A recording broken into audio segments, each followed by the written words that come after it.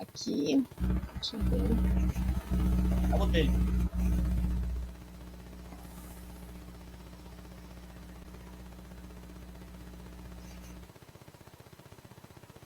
Então, bom dia a todos e todas. Hoje, dia 26 de novembro de 2025, a gente está dando início a mais um seminário integrado do Programa Multicêntrico em Bioquímica e Biologia Molecular. E hoje, como convidados, a gente tem o professor Silas Pessini, né, que é meu colega aqui da UFRJ, no campus Duque de Caxias, e atualmente o coordenador aqui do programa na unidade. Então, o professor Silas, ele é formado em biologia, né, tem mestrado também pela Universidade Federal do Espírito Santo, e foi meu colega também, né, um pouco mais no passado, né, mas não exatamente na mesma época, né, você é mais jovem do que eu, fez o doutorado na bioquímica, né, no Instituto de Bioquímica Médica, né, Leopoldo de Meis, aqui na UFRJ, onde a gente se conheceu, né, e hoje em dia somos colegas aqui no campus. Então, Silas, obrigada por ter aceitado o convite, né? Então, é a segunda vez que o campus está fazendo uma apresentação nesses seminários. Então, hoje, especificamente, está sendo apresentado mais a questão mesmo científica, né? A linha de pesquisa do Silas. Já teve uma apresentação anterior sobre a unidade, então, obrigada aí por ter aceitado o nosso convite. Então, eu peço a todos que mantenham o microfone e câmera fechados para melhorar a qualidade aqui na transmissão, e a gente vai deixar as perguntas para o final. Quem quiser, para não esquecer, né, quiser colocar no chat, pode colocar também no chat, tá? Então, Silas, você pode compartilhar sua tela? Posso. Só antes de eu compartilhar, deixa eu agradecer enquanto eu estou vendo a sala aqui. Primeiro, super obrigado pelo espaço para falar do que a gente tem feito, que a gente está interessado agora, né? E eu quero dizer que eu fico um pouco nervoso e muito feliz de estar aqui nesse seminário hoje. E quando especialmente a Luísa me apresenta, eu lembro quando a gente tomou a decisão de entrar para essa rede, né, que é o Multicêntrico, e deixar um agradecimento já formal de antemão, sabendo que a Flávia está aí representando a coordenação nacional, e dizer que quando a gente olha agora os grupos, né, conto isso para o meu próprio grupo e vejo dos meus colegas, foi uma decisão muito positiva para a nossa unidade fazer parte do Multicêntrico. Então, estar aqui nesse espaço hoje falando como docente, mostrando o que os meus alunos do programa estão fazendo, me deixa muito feliz. Eu vou agora projetar minha tela e eu paro de ver vocês, mas aí, Luísa, você me interrompe. Tá bom. Eu vou fechar minha câmera e meu microfone. Tá. Só um segundo.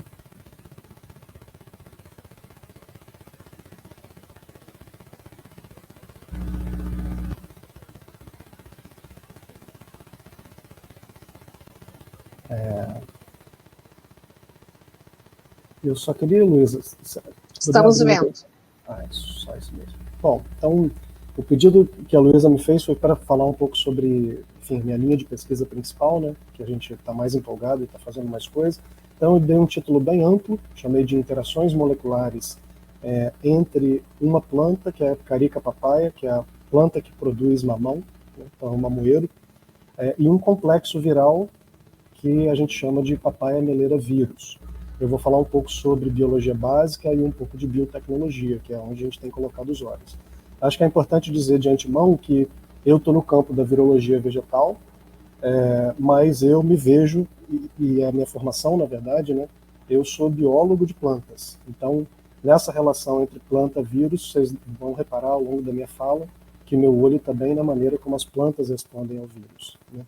Então, existem vários modelos de infecção de planta-vírus, e aí o que eu tenho me dedicado desde sempre, para falar a verdade, é esse modelo chamado meleira do mamoeiro, e ele é um modelo que ele é interessante do ponto de vista tanto científico quanto do ponto de vista técnico, né? Técnico, aplicado, biotecnológico. E quando a gente pensa do ponto de vista científico, o que faz esse modelo um modelo único? Essa doença ela surgiu, foi primeiro reportada no estado do Espírito Santo, que é um estado que tem uma produção de mamão bastante grande, muitíssimo organizada e tecnológica, e é uma produção de mamão, sobretudo, voltada para o mercado externo. Então,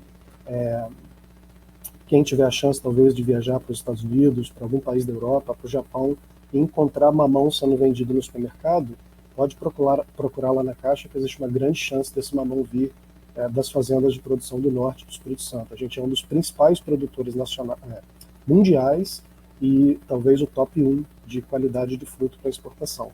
Acontece que a partir da década de 80 foi reportado no Espírito Santo esse quadro de sintomas que a gente está vendo aqui na figura A, que é esse aspecto meio melado nos frutos. Esse é um sintoma causado pela exudação ou a liberação de látex, como a gente está vendo aqui, ó. Ela é espontânea, por acaso nesse fruto que eu estou apontando a gente está vendo uns cortes, mas ela acontece no campo sem qualquer dano mecânico no fruto, né?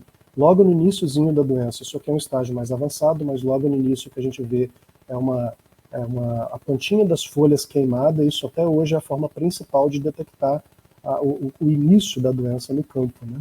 Então, isso em estágios mais avançados pode evoluir para manchas nos frutos e, com certeza, isso aqui inviabiliza o fruto, não só para o consumo, porque isso aqui está fora de todo o padrão, né, de mercado, mas também tem um outro aspecto muito importante, é que quando a planta está infectada por esse vírus, um dos compostos presentes no látex, que é o isotilcianato, ele é reduzido e a planta sofre ataque de moscas brancas. E moscas brancas transmitem um painel de outras viroses e de doenças em mamoeiro. É uma mosca considerada quarentenária, e a ocorrência de populações de moscas brancas em plantações de mamão podem, por exemplo, inviabilizar toda a exportação de uma safra, porque isso impede que o fruto seja exportado para outros países, né? Então, como eu falei, essa é uma doença causada por um complexo viral. Isso foi uma coisa que o nosso grupo que descobriu posteriormente. A gente achava que era causado por um único vírus, que a gente chama de Papaya melera vírus, aqui no cantinho superior direito. Esse é um vírus do grupo dos TOT vírus, mas posteriormente a gente viu que, na verdade, essa é uma infecção conjunta do PMEV com um segundo vírus completamente diferente, que nós nomeamos Papaya melera vírus 2, ele é um umbravírus. E o que esse par de vírus tem de muito interessante é que só o vírus 1 codifica uma proteína capsidial, que quando ela é transcrita, ela encapsida esse próprio vírus, e o segundo vírus não codifica essa proteína, mas ele usa a proteína capsidial do vírus 1 para encapsidar o seu próprio genoma. Os genomas têm tamanhos diferentes. Esse genoma representado em vermelho do vírus 1 tem mais ou menos 8,8 mil pares de base, enquanto que o genoma menor tem mais ou menos 4.000 pares de base, né? O resultado disso no campo é que, talvez para quem é mais da virologia humana, ou tem um olho mais para a virologia humana, que pelo menos um resfriado a gente pega, então a gente olha para isso, né? A gente trata, implanta, isso não acontece.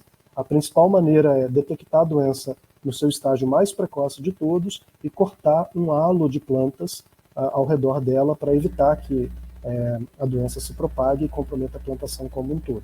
Existe uma lei federal, pela importância do mamão para exportação no Brasil, que os produtores que forem identificados como não cortando as plantas da forma como deveriam, eles são multados. Então eu já antecipo isso para dizer que esse controle é feito absolutamente fino no campo, e para a gente ter material para trabalhar com meleira é até bastante difícil, porque é muito difícil ter doença no campo de forma descontrolada, né?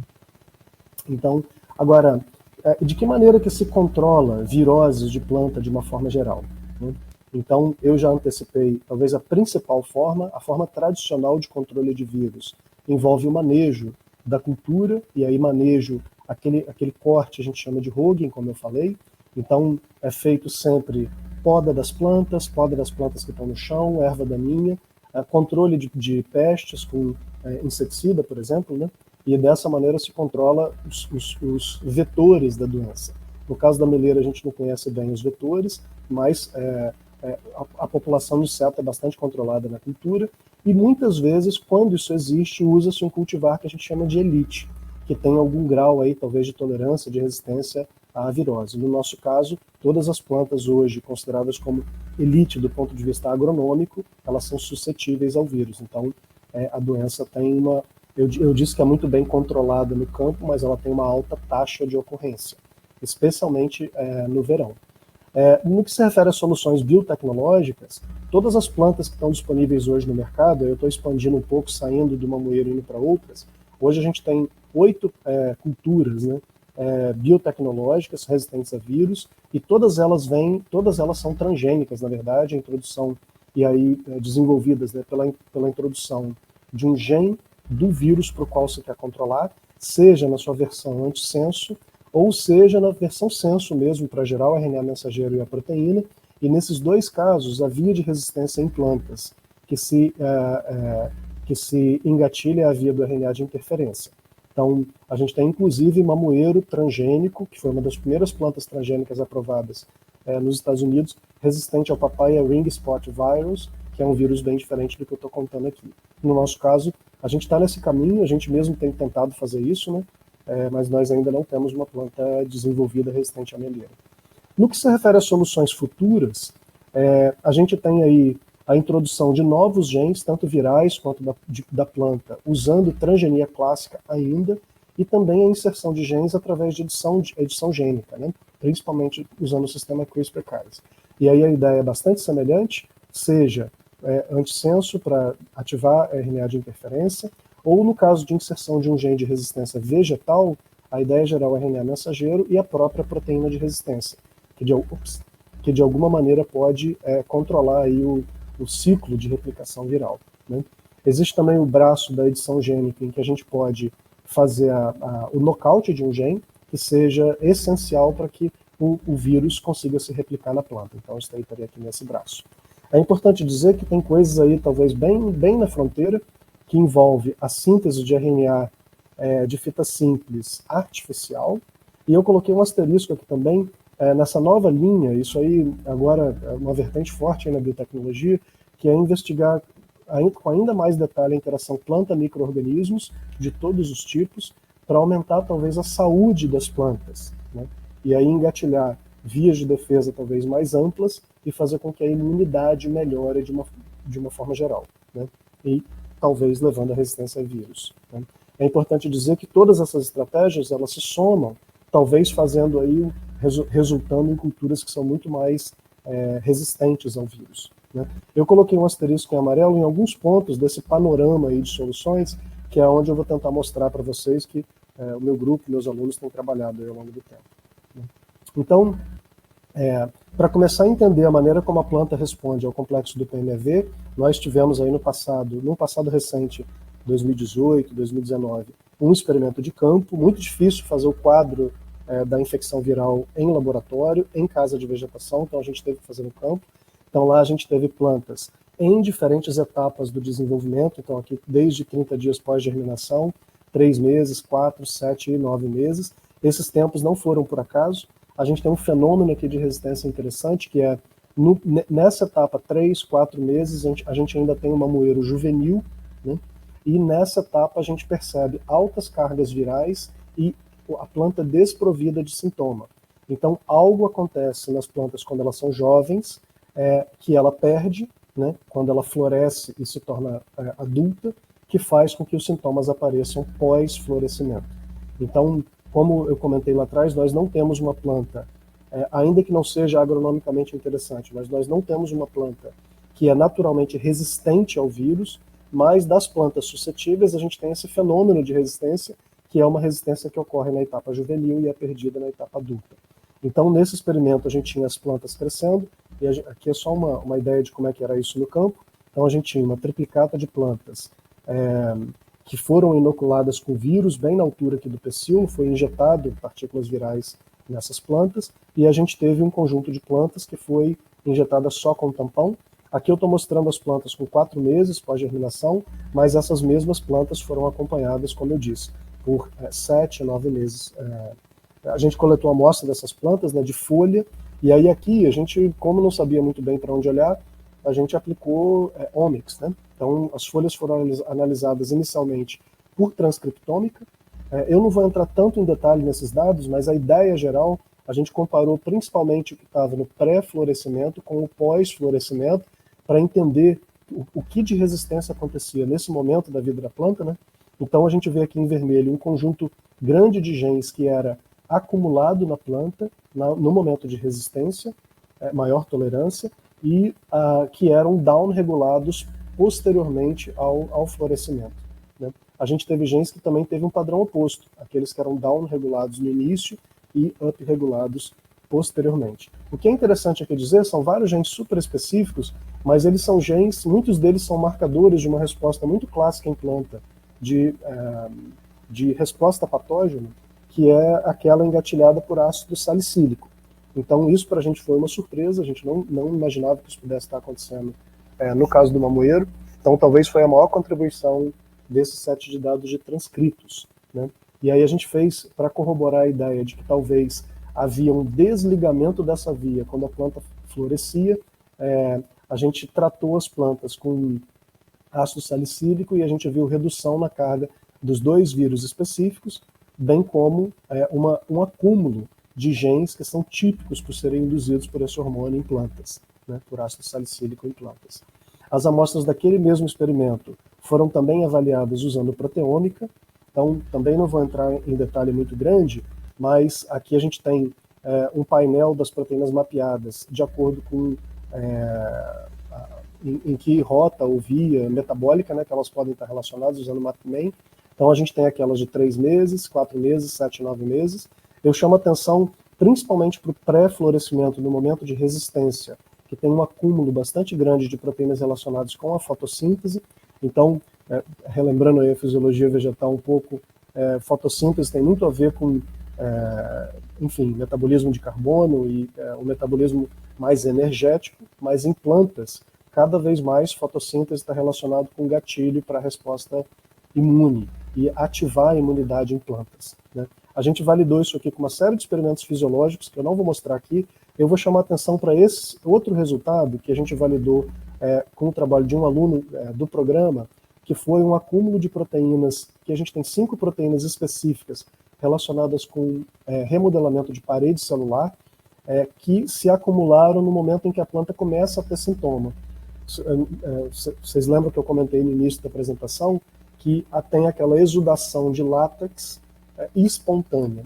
Então é importante dizer que o látex ele vem de um tipo de célula muito especializada em plantas, que é chamada de laticífero, e quando a gente viu esse acúmulo de proteínas que remodelam parede de células ocorrendo no momento em que os sintomas aparecem, a gente logo imaginou que a parede dos laticíferos podia estar comprometida, e isso foi o que o Lucas, que é um aluno de mestrado do programa, fez e contribuiu com esse trabalho, que foi checar, usando microscopia de transmissão, como estavam as paredes dos laticíferos, tanto de plantas sem sintoma de meleira, que a gente está vendo em A e B, como em laticíferos de plantas com doença, né? Então, isso aqui é um laticífero saudável, todo bonitinho, redondinho, e ele é todo preenchido com essa coisa meio circular, que são os polímeros de látex, né?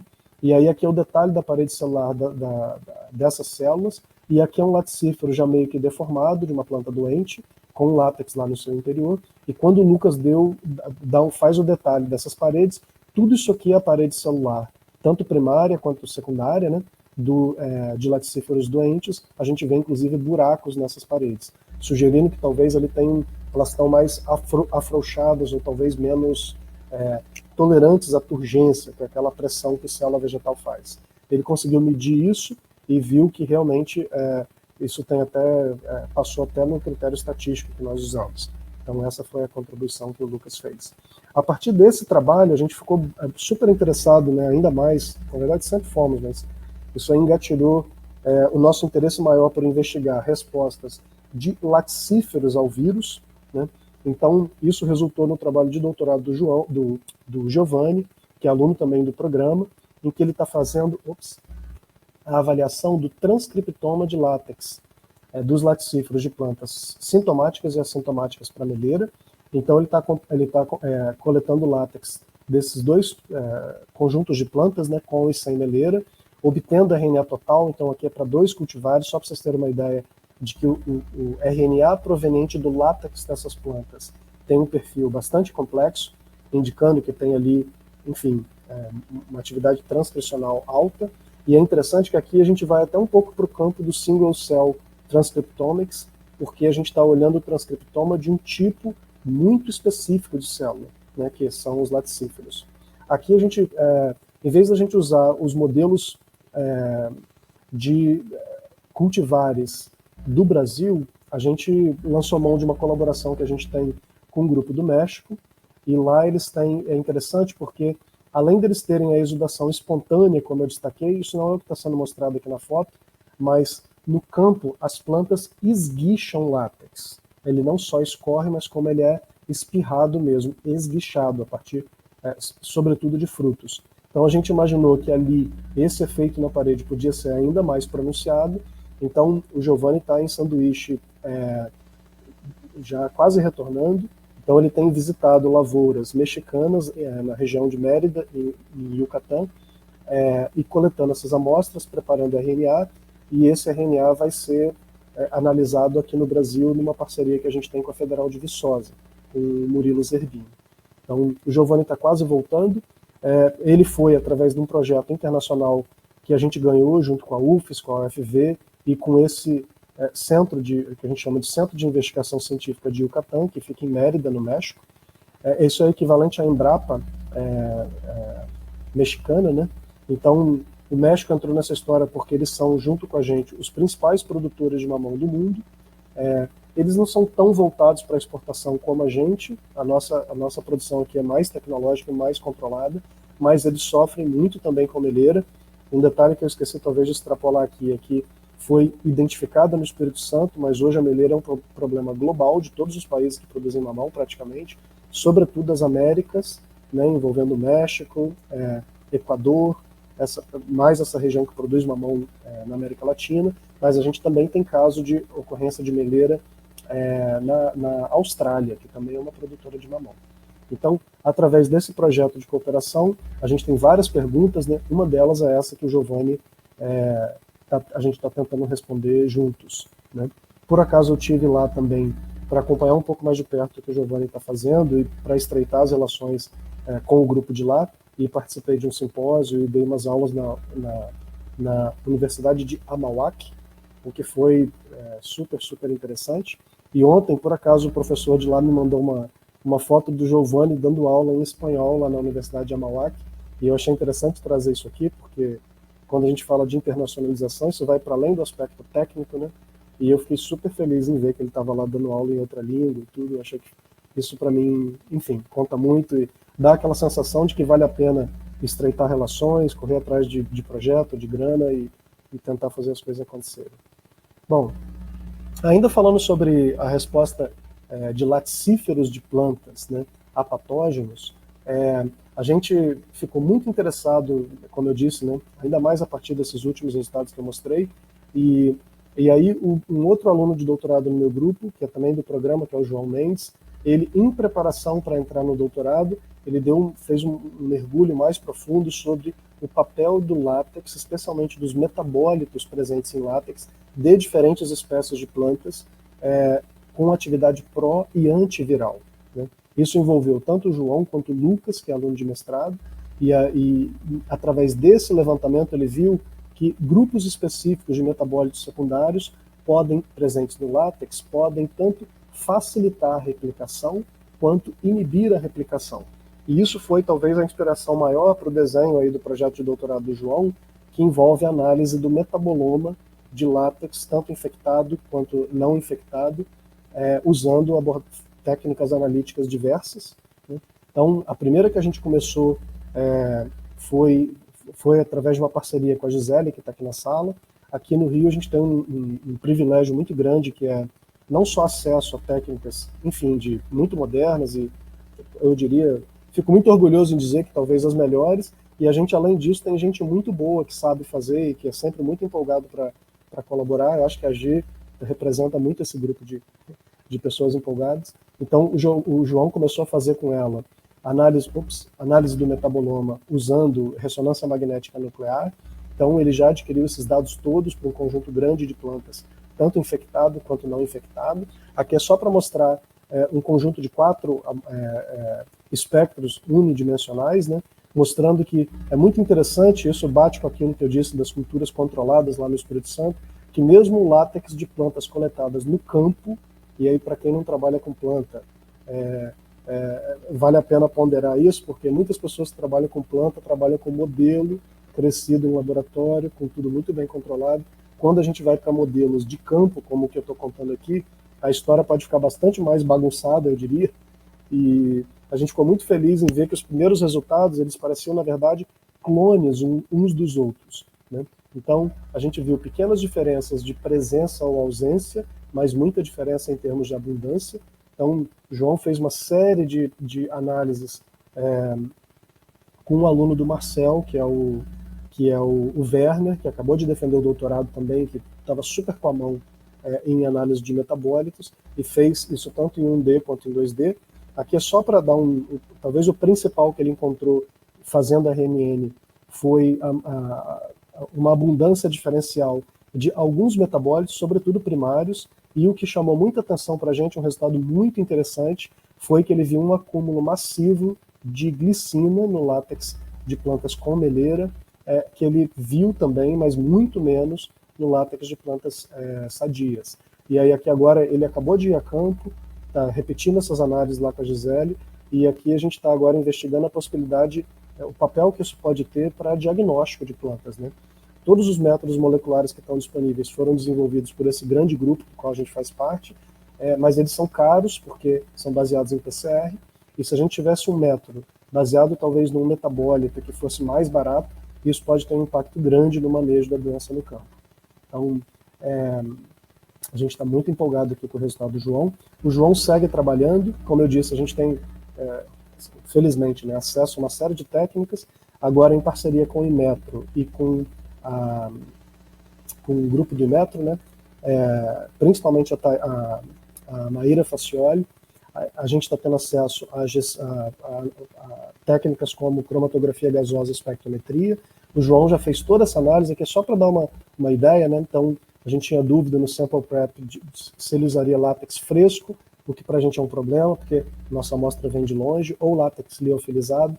Então, ele fez todos esses testes antes. Toda a análise por GCMS também já está praticamente feita, né? Assim como a RMN, como eu comentei. E agora ele está ajustando a preparação da amostra para fazer por cromatografia líquida e espectrometria de massas. Então a gente espera que no final a gente tenha um banco de dados aí de metabólitos com a melhor cobertura possível para carica-papaya. Esse banco por si só não existe, né? Sobretudo também não existe a forma como esses metabólitos variam em plantas com vírus e sem vírus.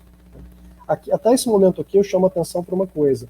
Eu falei sobre 3 canais aí moleculares, né, transcrito, proteína e metabólito, de amostras muito equivalentes.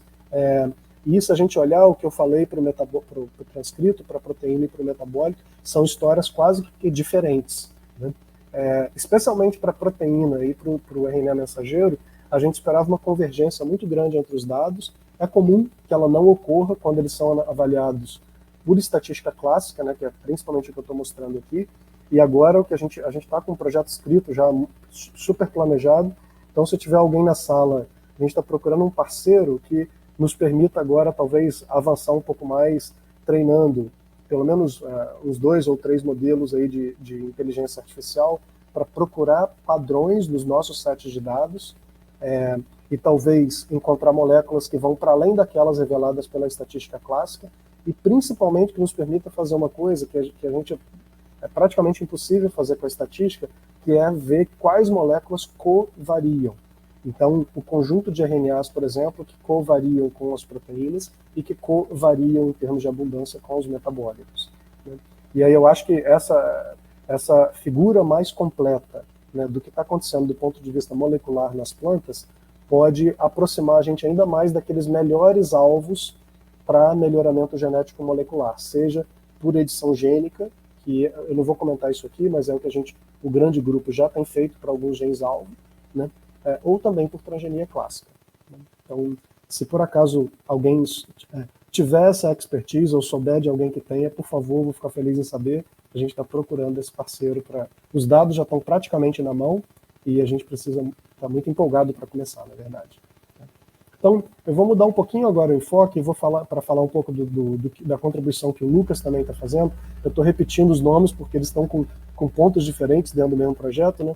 Aqui a gente fez uma colaboração também já de muitos anos com um fitopatologista do equivalente à Embrapa no Espírito Santo, que é o Incaper, e aí, através dele, a gente teve mudas, né, de um cultivar específico. O Lucas aqui está tentando responder a seguinte pergunta: uma vez que o vírus ocorre no laticífero das plantas, qual que é o caminho que o vírus faz nos tecidos da planta? Essa é uma pergunta que, por acaso, ainda não foi respondida, pelas dificuldades que a gente tinha de detectar o vírus em células específicas, né? E para responder isso, o Lucas fez um experimento relativamente simples, que foi inocular as plantas no pecíolo, com vírus ou sem vírus, né? E avaliar somente essa região do sítio de inoculação ao longo de tempos diferentes, para ver se o vírus se propaga a partir do sítio de inoculação. Esse experimento está em curso. Uma detecção que ele fez prévia, isso aí graças a uma colaboração com o Manuel Abreu, lá do Senargem, que eles, por acaso, desenvolveram anticorpos contra o complexo, né, tanto o vírus 1 quanto o vírus 2. Esse aqui é um teste que o Lucas fez dos anticorpos nas nossas mãos, no laboratório, mostrando que ele está ligando e marcando muito bem amostras sintomáticas e não está marcando amostras assintomáticas, como era esperado. Então isso aqui, na verdade, é só um controle positivo ou negativo de que o anticorpo funciona no nosso lado. E aí agora a gente já está... o Lucas está cortando, na verdade, já essas amostras, né, para fazer tanto a detecção do vírus por imunofluorescência, que é isso que a gente está vendo aqui, isso é uma marcação usando o anticorpo secundário que fluoresce, e a gente acabou de receber o kit para fazer o imunogold, que é para marcar o vírus dentro das células, utilizando o anticorpo secundário conjugado com ouro. Então, a gente está muito, muito empolgado com esses resultados, porque acho que vai ser o primeiro momento que a gente vai conseguir ver o vírus intracelular, né? Em que local que ele está dentro da célula, que organela que ele pode estar próximo, e também se ele sai daquele sítio de inoculação e vai visitar outras células, né? Então, esse é o trabalho de mestrado do Lucas. O Lucas também tem feito... aqui o Lucas também está tentando responder uma pergunta muito envolvendo ainda laticífero, né? Muito botânica mesmo, porque o vírus, como eu estou falando sempre, o vírus ocorre nesse tipo de célula específica, que é o laticífero. A gente não sabe como ele sai do laticífero e vai para outra célula. E aí existe na literatura um buraco aí, que se existe plasmodesma, que é aquela estrutura que conecta duas células vegetais. Se existe esse tipo de estrutura em laticíferos. Porque dentro da botânica como um todo, algumas plantas podem ter plasmodesma, outras não. Para Carica-papaia existe essa interrogação. Então, o Lucas acabou de fechar esses experimentos, que é marcando com corantes diversos, né? Aqui é um tecido de fruto de mamoeiro, e ele usou, como o laticífero tem muitos polímeros de isopreno, né, que é aquele derivado da borracha,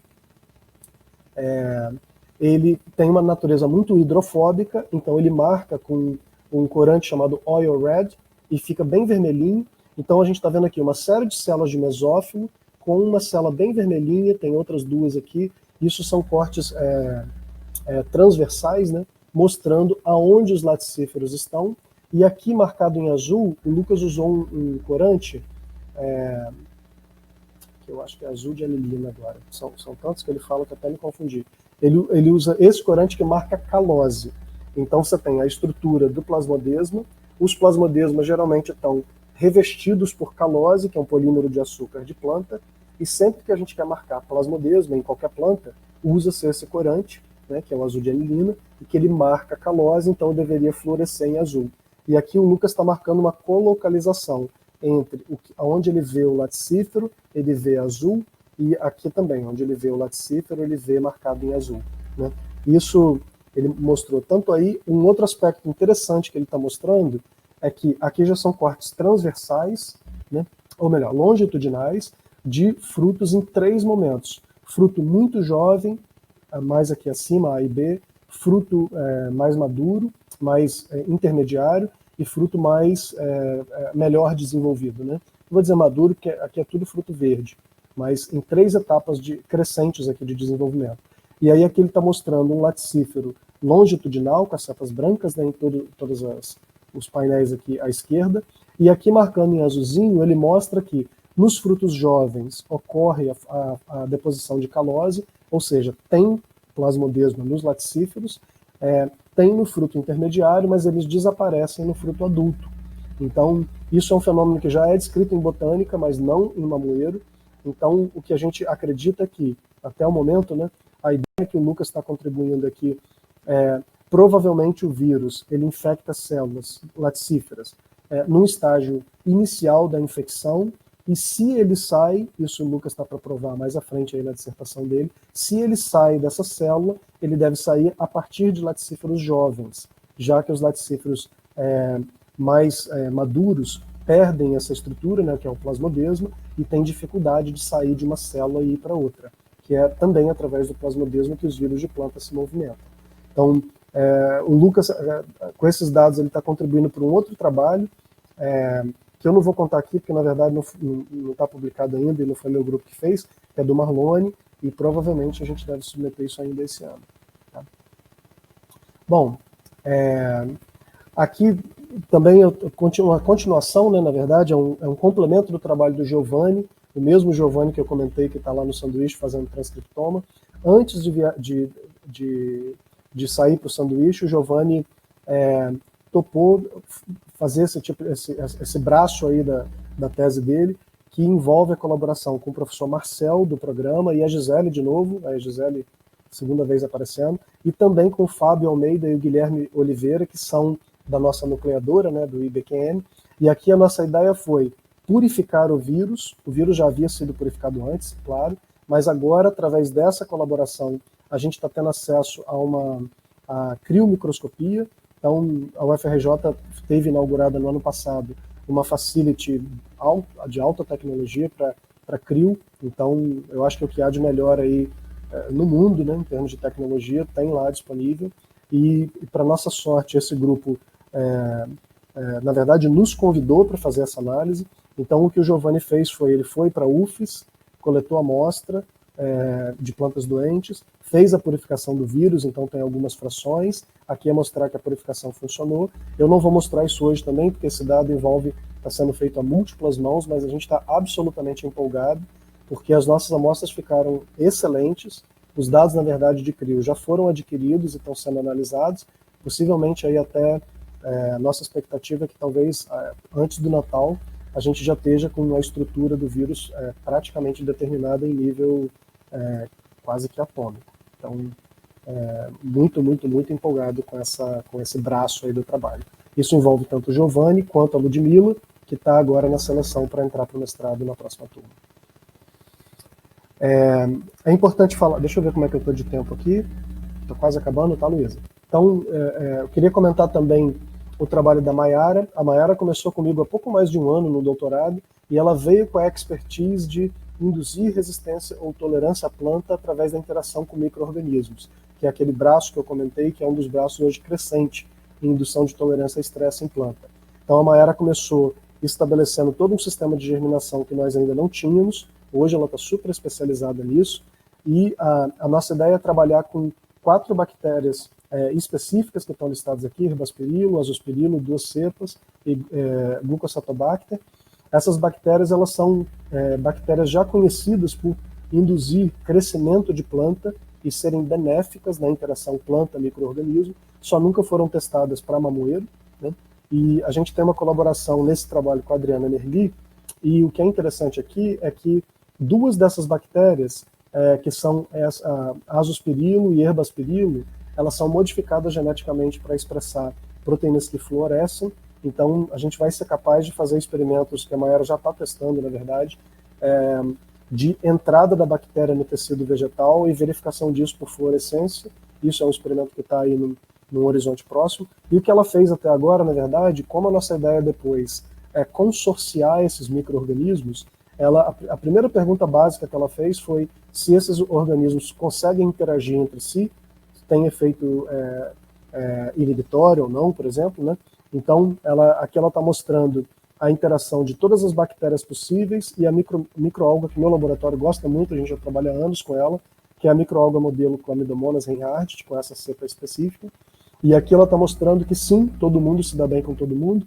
Quando a gente olha, principalmente aqui no final, aqui a gente tem tapetes de cada bactéria específica, e aqui no centro foi colocada a microalga. Vocês podem ver que ao longo do tempo a microalga ainda cresce para cima das bactérias, dando a entender de que ninguém está inibindo ninguém, então se a gente tentar consorciar aquilo e colocar na planta, pode ser que funcione bem.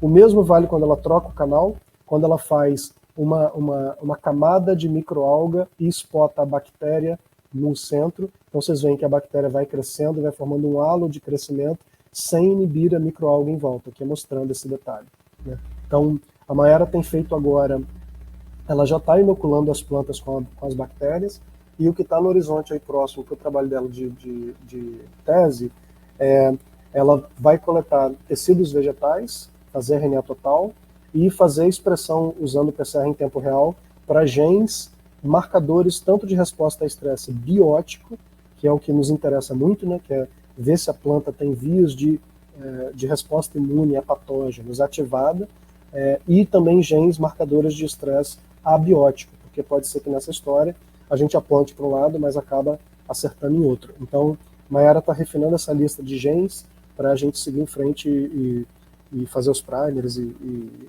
ela conduzir esses experimentos. É claro que aí no meio do caminho, nossa ideia também é fazer plantas inoculadas com as bactérias, né, com o consórcio de bactérias, e checar a carga do complexo viral que interessa o grupo todo, e a nossa esperança, eu falo muito com os alunos o que é um resultado esperado e o que é um resultado desejado.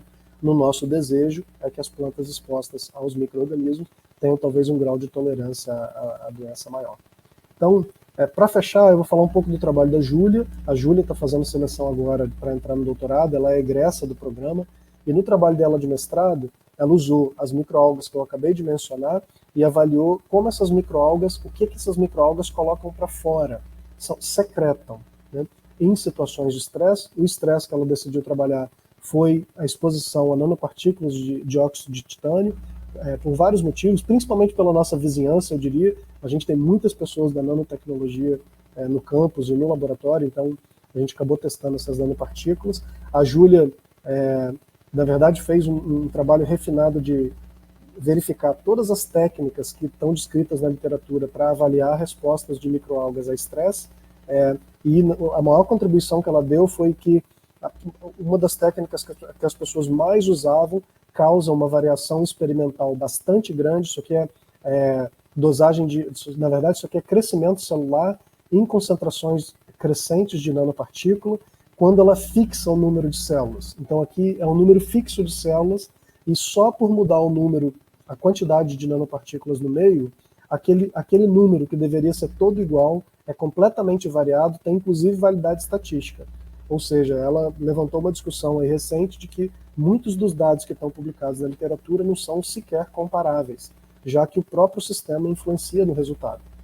Então ela aplicou as técnicas ajustadas para avaliar estresse, e aí uma das coisas mais interessantes que ela viu foi que as microalgas expostas a uma concentração alta de nanopartícula secretam um polímero, que a gente chama de substâncias poliméricas extracelulares, e agora no doutorado a Júlia vai caracterizar em termos estrutural o conteúdo proteico e principalmente seguir para uma linha de isolamento de microvesículos, né, que a gente acredita que microvesículos ou exossomos podem fazer parte desse conteúdo que está do lado de fora, e essa parte do que a microalga secreta conecta bem com o que eu acabei de contar do trabalho da Mayara, que a gente pode usar talvez essa mensagem que a microalga estressada está colocando para o meio extracelular. Com certeza eu quero testar isso em plântulas de mamoeiro para ver se isso é capaz de sinalizar e induzir alguma resposta, talvez positiva ou negativa. Tá? Bom, é muito importante dizer que esse trabalho todo que eu estou contando aqui é um trabalho que envolve muito o nosso grupo, né? Aqui está uma fotinha do meu grupo, não está tão atualizada porque se bem que todo mundo que está aqui ainda continua no meu grupo, mas tem novas adições, e esse trabalho, como eu disse, ele envolve a UFES, principalmente lá com a Patrícia Fernandes, o INCAPER com o José Aires Ventura, que nos conecta com o campo e com toda a parte da fitopatologia, e tem várias outras pessoas aí importantes envolvidas, eu não vou citar todas, mas que com certeza sem eles não daria para contar o que eu estou contando aqui. Eu agradeço muito a FAPERJ pelas bolsas, né? Tanto falando como coordenador, quanto falando como professor. A gente tem orgulho em dizer que 100% dos nossos alunos têm bolsa. Algumas são do programa, então muito obrigado, Flávia, pelas bolsas também, e a maioria são pela FAPERJ, e a gente tem também financiamento do CNPq. Muito obrigado pela atenção e estou curioso aí para saber opiniões, perguntas. Obrigado.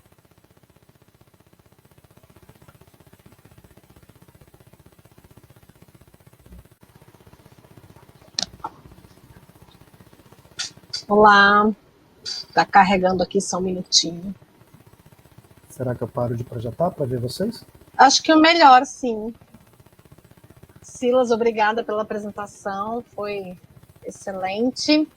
Então, agora a gente dá um espaço para as perguntas, né? Tem algumas aqui no chat, então quem quiser também levantar a mão, a gente pode seguir aqui a ordem das pessoas que levantarem a mão. Eu vou começar com uma pergunta feita pela Janaína, né? Então, ela não, talvez você tenha falado no início, então ela queria saber se foram identificadas viroides em co-infecção nas plantas resistentes ou não, e não resistentes, né, no seu trabalho ou na literatura. Ótima pergunta, Jana. Na verdade, a gente sempre achou que esse segundo vírus era um vírus satélite, porque o primeiro vírus era sólido, todas as vezes que a gente detectava, fazia detecção molecular, ele aparecia. O segundo aparecia às vezes, outras não. E aí a gente achava que ele era um satélite, que é muito comum em vírus de planta, né, que é um RNA extra suporte, não era bem um outro vírus. Enquanto que, mas aí depois a gente teve uma virologista especializada no grupo, e foi ela que identificou esse segundo vírus, e ele faz parte até de uma segunda família. E aí, isso não é tanta pergunta que você está fazendo, que você está perguntando sobre outras infecções, que talvez levam até a outras doenças. E aí, agora, Jana, isso faz até parte desse projeto internacional que eu mencionei, que antes do Giovanni foi uma outra aluna de doutorado do Espírito Santo. O foco dela, na verdade, é fazer o viroma, tanto de plantas mexicanas quanto brasileiras. Então, a nossa ideia é fazer o RNA total, o transcriptoma dessas plantas, e fazer uma prospecção de novos vírus que estejam talvez acontecendo, co-infectando as plantas, né? E que talvez a gente nunca notou. Então, eu não falei porque a gente não sabe, mas está em curso. Tá? Bacana, mais perguntas, pessoal? Deixa eu dar uma olhadinha se tem para cima.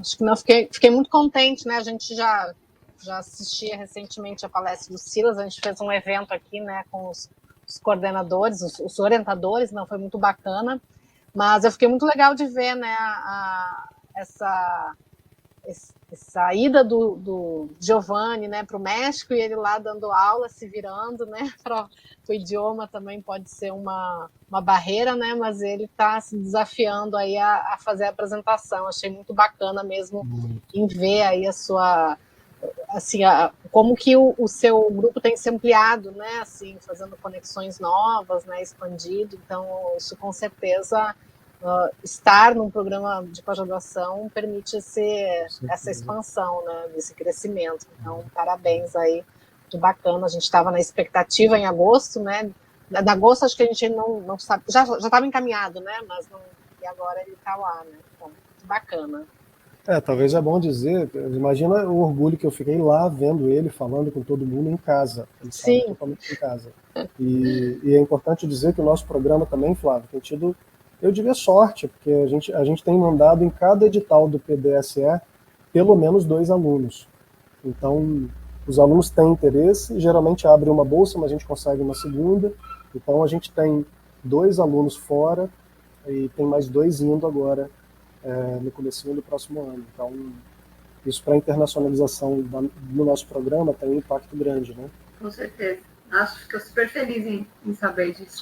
Muito bacana. Fiquei feliz quando você mostrou a foto lá do Giovanni, achei super legal. Assim, que é exatamente isso, assim, quando a gente pensa nessa interação, né, internacional, ou seja, ela é além da pesquisa, né? É muito sobre a vivência do aluno. Então, acho que está cumprindo. Eu sabia que aquela foto seria um ponto quente da apresentação. Sim, bacana. Silas, eu quero te dar os parabéns pelo trabalho, achei super legal, assim, a relevância, né? Aí eu só fiquei com uma dúvida em algum momento, porque você comentou a questão de, quando você estava mostrando os metabólitos, e a questão do custo, por exemplo, para a identificação do vírus, que é por RNA. Então, a gente sabe que, né, enfim, para fazer... Quando você analisa lá o RNA, você consegue uma alta sensibilidade, né? Então, com pouquinho, você consegue bastante. E aí eu fiquei pensando como que seria essa transposição para os metabólitos. Também teria essa questão de uma boa sensibilidade... A sua pergunta é muito boa. Tem vários grupos além do nosso interessados nisso. A gente é um grande grupo que colabora, né, envolvendo a Embrapa também e tal. E aquele anticorpo que eu mostrei já faz parte de uma nova linha de kits que estão sendo desenvolvidos lá no Senargem, que é a imunodetecção. Ah, tá. E aí, ali é para detectar a partícula viral. Tá. E começou agora uma conversa a partir desses dados do metabólito, é que a gente nunca imaginou que talvez pudesse detectar a partir de uma assinatura metabólica. Entendi. Então, o que a gente vai começar a olhar agora, Flávio, mas eu te confesso que eu me dediquei zero a isso até o momento, que é ver de que maneira a gente poderia fazer uma detecção de glicina rápida, né, ou barata, porque mesmo a imunodetecção, talvez eu sou um dos mais céticos lá do grupo que fala disso, mesmo baseado em anticorpo, vai ficar caro. Então, para você aplicar um kit, e o produtor ele é interessado em tecnologia, mas ele não tem tanto interesse em pagar pelos kits todos, né? Então, vai ter que ser algo feito pelo governo. Então, como fazer essa transição para o metabólico, ainda não sei. Então, talvez o João vai ter que olhar aí ao longo do doutorado uma possibilidade de detectar glicina com uma coisa colorimétrica, que você pingue ali, e o cara veja lá no campo, né? Não pode esperar que a amostra venha para o laboratório. Quando a gente fez o primeiro PCR para isso, há muitos anos atrás, a gente ficou muito frustrado, porque a gente achou que ia ter uma fila de pessoas para fazer teste, e aí, enfim, não foi bem assim. Ficou caro, era difícil trazer a amostra, enfim, a gente acha que a RNA é fácil, mas não é. Já faz, né? Então, enfim. Interessante. Muito, muito bom, assim, achei sensacional a linha e o que vocês estão conduzindo. Parabéns. Bom, eu não identifiquei nenhuma nova pergunta no chat, então eu acho que a gente pode encerrar por aqui, né? Se aproximando de meio-dia. Então, mais uma vez, Silas, muito obrigado pela disponibilidade de estar aqui, pela apresentação também super didática e relevante aí para o programa. Tá? Obrigada. E até o próximo. A gente tem um próximo evento, né? O último encontro do ano, né? Que é com a nucleadora da USP, né? Que a gente vai divulgar em breve. Então a gente fecha o ciclo de 2025 aí em dezembro com os seminários. Obrigada, Silas. Certo. Um abraço a todos. Até, vou parar a gravação.